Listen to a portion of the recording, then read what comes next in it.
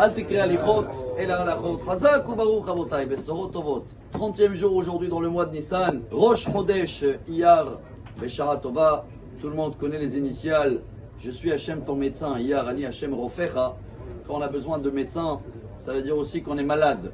Et justement, c'est la paracha de cette semaine. Et on va partager un petit peu cette maladie que selon le Talmud, dans Echin, il y a beaucoup qui font les péchés, Arov Begezel, comme ça dit la Gemara. Ça arrive à voler, comme on a bien compris, ceux-là qui se croient pas voleurs, même des fois il y a vol de sommeil, qu'on a réveillé quelqu'un. Donc il y a beaucoup qui font du vol. Miktsatan Ba'arayot, il y a moins de personnes qui font des fautes plus graves, l'adultère, etc. Vekulan Belashonara. Mais nous tous, on fait du Lashonara. La Gemara dit quoi? Tous, Lashonara. Alors à la fin, il y a une avis qui dit Avak la Shonara. Si pas de vrai la Shonara, au moins la poussière de la Shonara. Quand on prend le livre du Chafetz Chaim et on voit, et c'est quelque chose d'incroyable, Rabotai, combien des péchés il y a dans la Torah, combien de fois c'est marqué, l'Otelechachil Be'amecha, l'Ototzi Sheb, tous ces détails que je me rappelle. Aujourd'hui, c'est l'Aïloula de Rabbi Chaim Vital, l'élève du Harizal il y a 400 ans, qu'il a écrit toute la Kabbalah au nom de son maître le Harizal. Et Rabbi Chaim Vital, justement, il dit pourquoi tous les mauvais traits de caractère ne sont pas marqués dans la Torah? C'est pas marqué de ne pas se mettre en colère, c'est pas marqué de ne pas avoir l'orgueil. Alors lui, il explique qu'on avait partagé ça plusieurs fois, que c'est la racine de toute la Torah. C'est les fondations vous vous rappelez, de tous les 613 mitzvot, 613 étages. Et on a compris, et c'est pour ça qu'on le reconfirme aujourd'hui, que si les fondations ils sont tordus, les 613 mitzvot, ça devient la tour de Pise. Tout est tordu. Chers amis, regardez quelque chose d'incroyable.